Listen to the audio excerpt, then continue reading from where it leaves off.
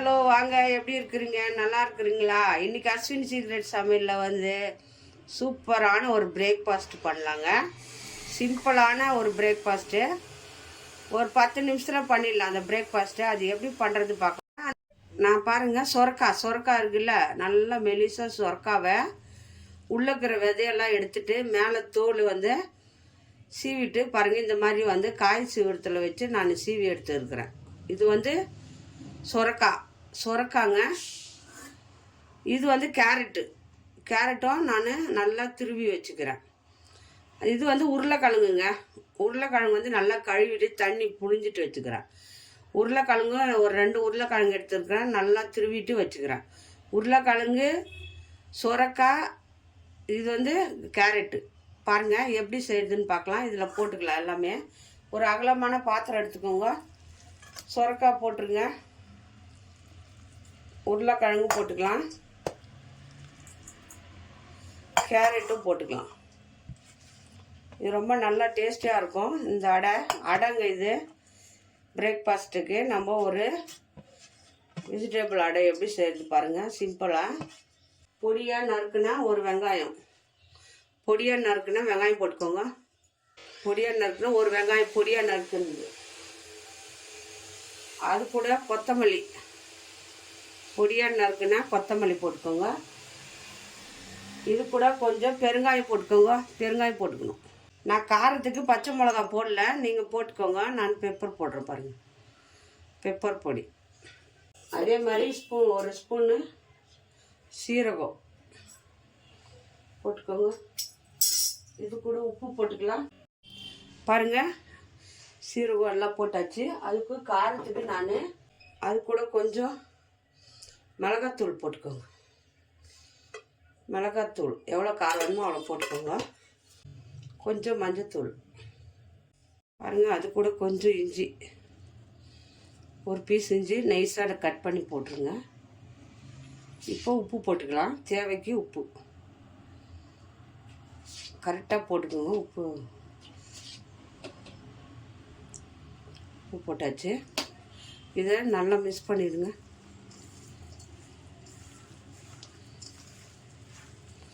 இந்த மாதிரி செஞ்சு கொடுத்துங்கன்னா வீட்டில் குழந்தைங்கள்லாம் நல்லா சாப்பிடுவாங்க. பிரேக்ஃபாஸ்ட்டு இல்லைன்னா டின்னருக்கு எதுக்கு வேணாலும் இது சிம்பிளாக எல்லா வெஜிடபிளும் போட்டு செஞ்சு கொடுங்க. அடை மாதிரி நல்லாயிருக்கும் இது. பாருங்கள், அரிசி மாவு வந்து அளவு இல்லை, எவ்வளோ வேணுமோ திட்டமாக ஒரு 100 கிராம் அரிசி மாவு எடுத்துக்கோங்க. இது கொஞ்சம் கெட்டியாக, ரொம்ப தண்ணியாக இருக்கக்கூடாது. இதில் கொஞ்சம் தண்ணி ஊற்றி நம்ம இதை நல்லா கெட்டியான பதத்துக்கு பிசைஞ்சுக்கலாம். இந்த காய்க்கு தகுந்த மாதிரி ஒரு பெரிய ஒரு பவுலில் எடுத்துருக்குறேன். ஒரு 200 கிராம் இருக்கும் அரிசி மாவு, அவ்வளோ எடுத்துருக்குறேன். சரிங்களா? இதை கொஞ்சம் கொஞ்சமாக தண்ணி ஊற்றி, ரொம்ப தண்ணி ஊற்றாதுங்க, இது கெட்டியான பதத்தில் தான் வரணும். நல்லா பிசைஞ்சுக்குங்க. எதில் மாவு எடுக்கிறீங்களோ அதிலே தண்ணி எடுத்துக்கோங்க. சரிங்களா? நம்ம ஒரு கப்பில் மாவு அளந்து எடுத்துக்கின்னு அந்த கப்புலேயே அந்த கப்பு ஒரு கப்புக்கு தண்ணி எடுத்துக்கோங்க. நான் அப்படியே அளந்துக்கிறேன். நம்மளுக்கு இது வந்து அடை மாதிரி போடுறது, ரொம்ப வந்து தண்ணியாக இருக்கக்கூடாது. இந்த மாதிரி லூஸாக இருக்கணும். நம்ம அப்படியே தவாவில் போட்டு அடை மாதிரி ஊற்ற போகிறோம். கரண்டி, ஏன்னா கையில் அள்ளி போட முடியாது, நம்ம இந்த கரண்டியில் அள்ளி அப்படியே பாருங்கள். சூப்பராக டேஸ்டியாக இருக்கும், கலர்ஃபுல்லாக இருக்கும். டெய்லி ஒரு டிஃபன் பண்ணுறது இந்த மாதிரி ஹெல்த்தியானது வெஜிடபிள் எல்லாம் போட்டு பண்ணி கொடுங்க. ரொம்ப நல்லா விரும்பி சாப்பிடுவாங்க. தண்ணி போதும், இவ்வளோதான் தண்ணி இருக்கணும், ரொம்ப தண்ணி இருக்கக்கூடாது. சரிங்களா? லூஸ் பதத்தில் இப்படி இருக்கணும். இப்போ நம்ம கரண்டியில் எடுத்து இப்படி அப்படியே தட்ட போகிறோம், அவ்வளோதான். சரிங்களா? ஆயிடுச்சு. இப்போ நம்ம எப்படி செய்கிறது பார்க்கலாம். பாருங்கள் இந்த பாருங்கள், அந்த மாதிரி கடாயிலும் பண்ணலாம், இந்த மாதிரி தோசை தவாலையும் பண்ணலாம். ரெண்டுத்துலேயுமே பண்ணலாம். இது ரொம்ப ஈஸி. பாருங்கள், ஆயில் ஊற்றிருக்கிறேன். ஆயில் ஊற்றிட்டு இப்போ இதை எடுத்து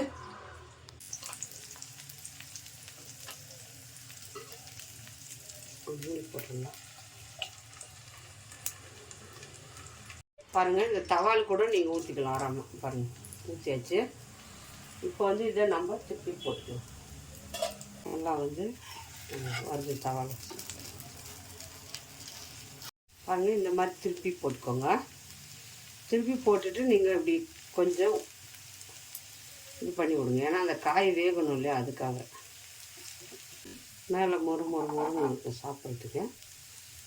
கொஞ்சம் கொஞ்சம் இப்படி குத்தி விட்டுங்கன்னா உள்ளே எல்லாம் வேந்துடும். பாருங்கள், இந்த மாதிரி சுடுங்க. இந்த மாதிரி வெந்துச்சு பாருங்கள் நல்லா.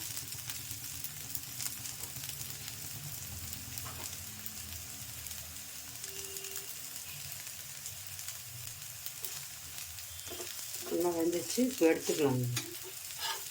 நல்லா திருப்பி போட்டு நல்லா வேக வச்சுக்கோங்க.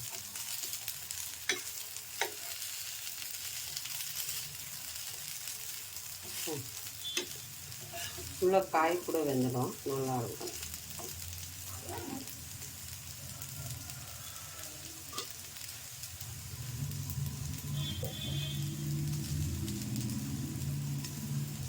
இப்போ இது எடுத்துக்கலாம். எடுத்துட்டு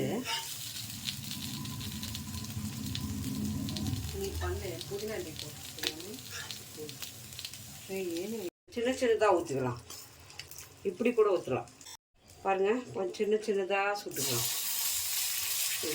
குட்டி குட்டியாக இந்த மாதிரியும் செய்யலாம்.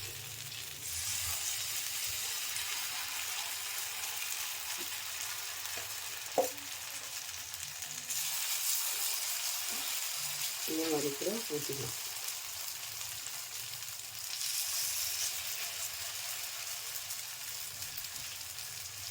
பாருங்கள், இந்த மாதிரி சின்ன சின்னதாக ஊற்றிக்கலாம். பத்தாட்டி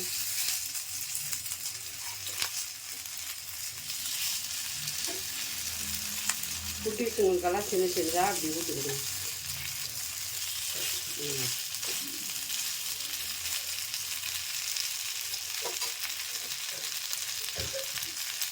இதனால கொஞ்சம் ஆயில் ஊற்றணும். இதுவும் லைட்டாக இப்படி சுட்டு விடுங்க. உள்ள காய் வரும்.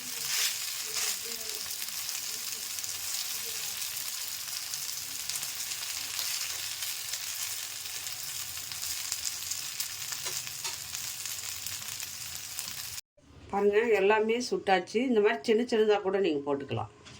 நல்லாயிருக்கும், சூப்பராக. இந்த மாதிரி நல்லா வந்து மொறுன்னு பாருங்கள், சூப்பராக வந்திருக்கு. இதை வந்து நல்லா பிரேக்ஃபாஸ்ட்டுக்கு, நைட்டு டின்னருக்கெல்லாம் செஞ்சு சாப்பிட்லாம். பாருங்கள், எவ்வளோ சாஃப்டாக வெந்துட்டு இருக்குது பாருங்கள். பார்த்தீங்களா, நல்லா வெந்திருக்கு. நல்லா டேஸ்ட்டாகவும் இருக்குது. சிம்பிளான ஒரு பிரேக்ஃபாஸ்ட்டு இது. வெஜிடபிள் சாப்பிடாதவங்க வீட்டிலே நல்லா சூப்பராக செஞ்சு கொடுங்க, எல்லாம் சாப்பிடுவாங்க. யார் யாருக்கு இந்த பிரேக்ஃபாஸ்ட்டு பிடிக்குதோ லைக் பண்ணுங்கள், ஷேர் பண்ணுங்கள், கமெண்ட் பண்ணுங்கள். மறக்காத அஸ்வின் சீக்ரெட் சமையலை சப்ஸ்கிரைப் பண்ணுங்கள். இன்னொரு டிஷ்ஷில்